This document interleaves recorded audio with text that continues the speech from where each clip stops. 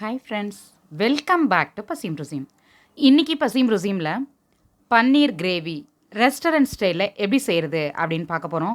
ரொம்ப ஈஸியாக எளிமையாக செய்யக்கூடிய இந்த கிரேவி பூரி, சப்பாத்தி, பரோட்டா, நான், ஃப்ரைட் ரைஸ், கர்ட் ரைஸ் இப்படி நிறைய உணவுகளுக்கு இது சைட் டிஷ்ஷாக ரொம்ப ரொம்ப சூப்பராக இருக்கும். நிறைய பேரோட ஃபேவரேட்டும் கூட இது. இந்த அருமையான ரெசிபி எப்படி செய்கிறதுன்னு பார்க்கறதுக்கு முன்னாடி பசியும் ருசியுமா இது வரைக்கும் சப்ஸ்கிரைப் பண்ணாதவங்க பண்ணிக்கோங்க. பக்கத்தில் இருக்க பெல் ஐக்கான் ப்ரெஸ் பண்ணி ஆல் ஆப்ஷன் கொடுத்துக்கோங்க. வாங்க எப்படி செய்கிறதுன்னு பார்க்கலாம். மிக்ஸி ஜாரில் 3 தக்காளியை இந்த மாதிரி ரஃப்பாக கட் பண்ணி சேர்த்துருக்கேன். இதை அரைச்சி எடுத்துக்கலாம். பீசஸ்லாம் இல்லாமல் நல்லா ஃபைனாக இந்த மாதிரி அரைச்சி எடுத்துக்கணும். இது அப்படியே இருக்கட்டும். நம்ம இப்போ தாளிக்க ஆரம்பிச்சிடலாம். ஸ்டவ் ஆன் பண்ணி கடாய் வச்சுருக்கேன். இதில் 1 ஸ்பூன் ஆயில் சேர்த்துக்கிறேன்.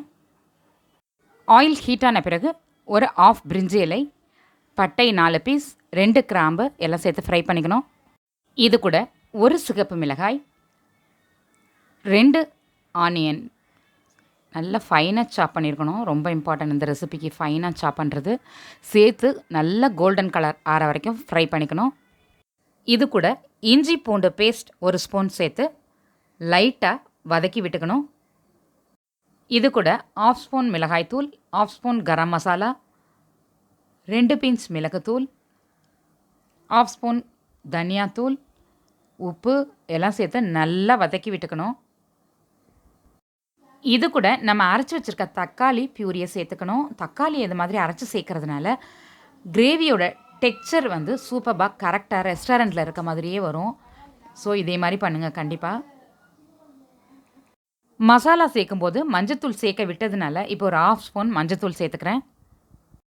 மசாலா இந்த மாதிரி நல்லா குக்காகி இந்த ஸ்டேஜில் இருக்கும். இந்த டைமில் பார்த்தோம்னா நம்ம வந்து கொஞ்சமாக தயிர் சேர்த்துக்கலாம். இது கூட இப்படி தயிர் சேர்க்கறதுனால நல்லா க்ரீமியாக இருக்கும் இந்த கிரேவி. ஹோட்டல்ஸ்லலாம் இருக்க மாதிரி இருக்கும். இதுக்கு பதிலாக நீங்கள் வந்துட்டு க்ரீமோ அல்லது ஃப்ரெஷ் க்ரீமோ அல்லது கேஷ்யூவோ அரைச்சி சேர்த்துக்கலாம். நம்ம சேர்த்த தயிரும் சேர்ந்து நல்லா குக்காகி ஒரு மசாலா கன்சிஸ்டன்சிக்கு வந்த பிறகு இது கூட தண்ணி சேர்த்துக்கணும். தண்ணி வந்து நம்ம ஃபுல் கிரேவியாக வேணும்னா கொஞ்சம் ஜாஸ்தியாக சேர்த்துக்கணும். இல்லை செமி கிரேவியாக வேணும்னா அதுக்கு தகுந்த மாதிரி கொஞ்சமாக சேர்த்துக்கணும். இப்போ கொதிக்க விடலாம். இந்த பிளேட்டில் நம்ம சேர்க்க வேண்டிய பன்னீரை க்யூபாக கட் பண்ணி எடுத்துருக்கேன். இது கூட கொஞ்சமாக சால்ட், கொஞ்சம் மிளகாய்த்தூள், கொஞ்சம் கரம் மசாலா, மஞ்சத்தூள் கொஞ்சம் எல்லாம் போட்டுட்டு நல்லா மிக்ஸ் பண்ணி விட்டுக்கணும். ஆக்சுவலி இது ஆவின் பன்னீர். ஆவின் பன்னீர் வந்து எல்லா பிராண்டையோடையும் சூப்பராக இருக்குது, டேஸ்டியாக ஃப்ரெஷ்ஷாக இருக்குது. நீங்கள் அதுவே ட்ரை பண்ணுங்கள். ஒரு பேனில் 1/2 ஸ்பூன் நெய் விட்டு இந்த பன்னீரை சேர்த்து லைட்டாக ஃப்ரை பண்ணி எடுத்துக்க போகிறோம். இப்படி ஃப்ரை பண்ணி கிரேவியில் சேர்க்கறதுனால பன்னீர் வந்து அந்த கிரேவியோட டேஸ்ட்டெல்லாம் அப்சார்ப் பண்ணிவிட்டு சூப்பராக இருக்கும். டேஸ்ட்டு, டெக்ஸ்சர் பார்க்குறதுக்கு எல்லாமே சூப்பராக இருக்கும். இந்த அளவுக்கு சாஃப்டாக ஃப்ரை ஆனால் போதும். இதை நம்ம வச்சுருக்க கிரேவியில் சேர்த்து மிக்ஸ் பண்ணி விட்டுக்கலாம். பன்னீர் சேர்த்து ஒரு 2 நிமிஷத்துக்கு ஸ்டவ்வை சிம்மில் வச்சு கொதிக்க விட்ட பிறகு பார்த்தா இந்த மாதிரி நம்ம சேர்த்த ஆயில் அப்புறம் பன்னீரை வந்து நெய்யில் ஃப்ரை பண்ணியிருக்கோம் இல்லையா, அந்த நெய் எல்லாமே எமிட் ஆகி தனியாக வரும் இந்த மாதிரி மேலே. இந்த சமயத்தில் நம்ம கொஞ்சமாக கொத்தமல்லி தழை தூவிட்டு ஸ்டவ் ஆஃப் பண்ணிடலாம். ரெடி ஆகிட்ட கிரேவி. இப்போது கஸ்தூரி மேத்தி கூட நீங்கள் சேர்த்துக்கலாம். நான் இன்றைக்கி சேர்க்கலை, பட் ரொம்ப வாசனையாகவும் இருக்கும், டேஸ்ட்டு ஹெல்த்தி கூட. அதையும் நீங்கள் கொஞ்சமாக சேர்த்துக்கலாம்.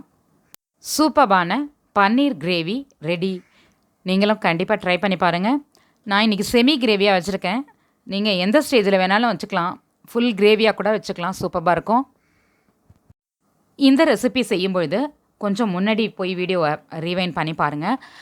லிட் போட்டு மூடி 2 மினிட்ஸ் கொதிக்க விட்டுருப்பேன். அந்த மாதிரி கொதிக்க விடுறதுனால ரெஸ்டாரண்ட்டில் இருக்க மாதிரி ஆயிலெலாம் பிரிஞ்சு சூப்பராக இருக்கும் டெக்ஸ்சர். இந்த வீடியோ உங்களுக்கு பிடிச்சிருந்தா லைக் பண்ணுங்கள். உங்கள் ஃப்ரெண்ட்ஸ் கூட மறக்காமல் ஷேர் பண்ணுங்கள். என்னோட நெக்ஸ்ட் ரெசிபி உங்களை தேடி வந்துக்கிட்டே இருக்கு. பார்த்து என்ஜாய் பண்ணுங்கள். இது பசியும் ருசியும். பார்த்து சமைங்க, பாராட்ட அள்ளுங்க.